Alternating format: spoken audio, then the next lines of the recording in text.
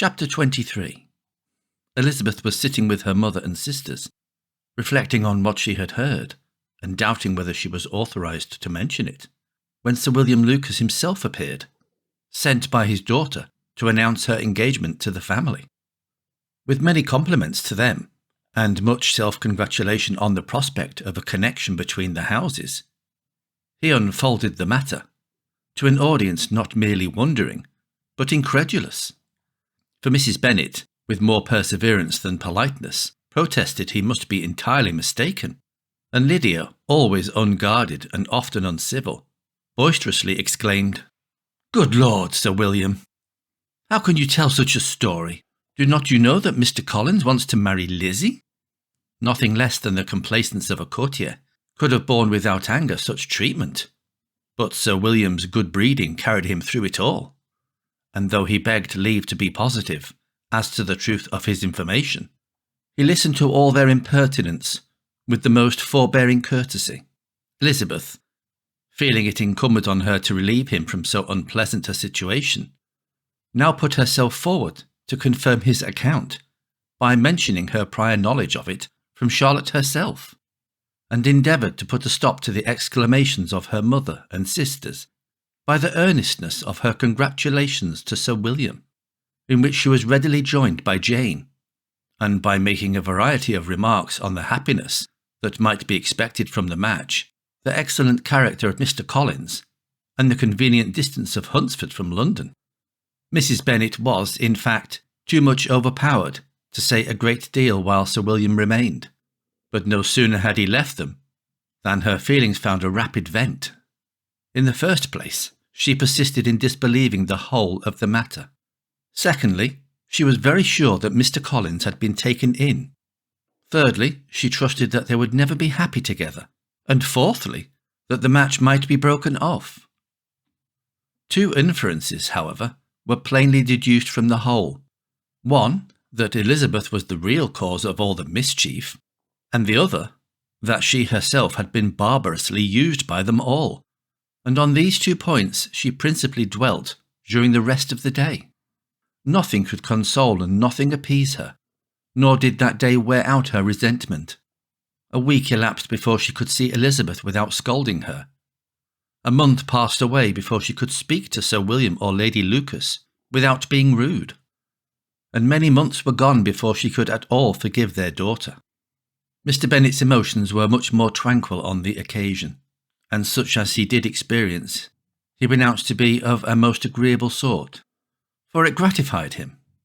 He said to discover that Charlotte Lucas, whom he had been used to think tolerably sensible, was as foolish as his wife, and more foolish than his daughter. Jane confessed herself a little surprised at the match, but she said less of her astonishment than of her earnest desire for their happiness, nor could Elizabeth persuade her to consider it as probable. Kitty and Lydia were far from envying Miss Lucas, for Mr. Collins was only a clergyman, and it affected them in no other way than as a piece of news to spread at Meryton. Lady Lucas could not be insensible of triumph on being able to retort on Mrs. Bennet the comfort of having a daughter well married, and she called at Longbourn rather oftener than usual to say how happy she was, though Mrs. Bennet's sour looks and ill-natured remarks might have been enough to drive happiness away. Between Elizabeth and Charlotte there was a restraint which kept them mutually silent on the subject, and Elizabeth felt persuaded that no real confidence could ever subsist between them again. Her disappointment in Charlotte made her turn with fonder regard to her sister, of whose rectitude and delicacy she was sure her opinion could never be shaken, and for whose happiness she grew daily more anxious, as Bingley had now been gone a week, and nothing was heard of his return. Jane had sent Caroline an early answer to her letter, and was counting the days till she might reasonably hope to hear again. The promised letter of thanks from Mr. Collins arrived on Tuesday, addressed to their father, and written with all the solemnity of gratitude which a 12 months' abode in the family might have prompted. After discharging his conscience on that head, he proceeded to inform them, with many rapturous expressions, of his happiness in having obtained the affection of their amiable neighbour, Miss Lucas, and then explained that it was merely with the view of enjoying her society that he had been so ready to close with their kind wish of seeing him again at Longbourn, whether he hoped to be able to return on Monday fortnight. For Lady Catherine, he added, so heartily approved his marriage, that she wished it to take place as soon as possible, which he trusted would be an unanswerable argument with his amiable Charlotte to name an early day for making him the happiest of men. Mr. Collins's return into Hertfordshire was no longer a matter of pleasure to Mrs. Bennet. On the contrary, she was as much disposed to complain of it as her husband. It was very strange that he should come to Longbourn instead of to Lucas Lodge. It was also very inconvenient and exceedingly troublesome. She hated having visitors in the house while her health was so indifferent, and lovers were of all people the most disagreeable. Such were the gentle murmurs of Mrs. Bennet, and they gave way only to the greater distress of Mr. Bingley's continued absence. Neither Jane nor Elizabeth were comfortable on this subject. Day after day passed away without bringing any other tidings of him than the report which shortly prevailed in Meryton, of his coming no more to Netherfield the whole winter, a report which highly incensed Mrs. Bennet, and which she never failed to contradict as a most scandalous falsehood.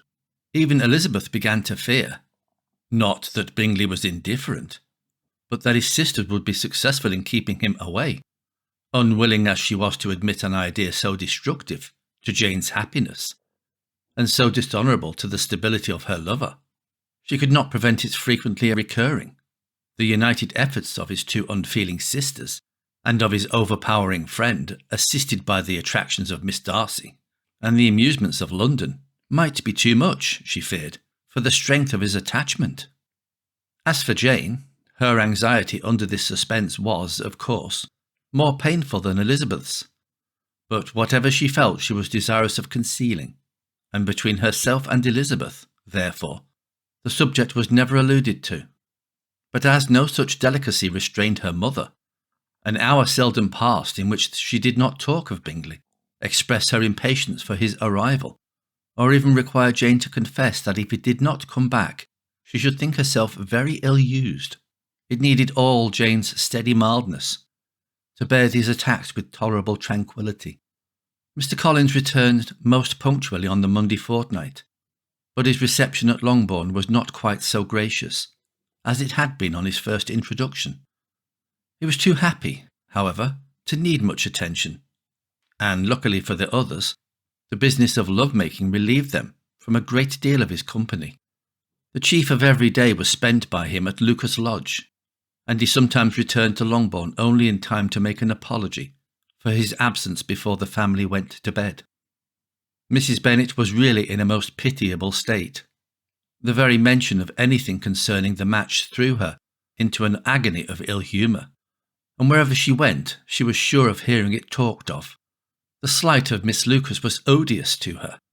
As her successor in that house, she regarded her with jealous abhorrence. Whenever Charlotte came to see them, she concluded her to be anticipating the hour of possession, and whenever she spoke in a low voice to Mr. Collins, was convinced that they were talking of the Longbourn estate, and resolving to turn herself and her daughters out of the house as soon as Mr. Bennet was dead. She complained bitterly of all this to her husband. "Indeed, Mr. Bennet," said she, "it is very hard to think that Charlotte Lucas should ever be mistress of this house, that I should be forced to make way for her, and to live to see her take my place in it. My dear, do not give way to such gloomy thoughts.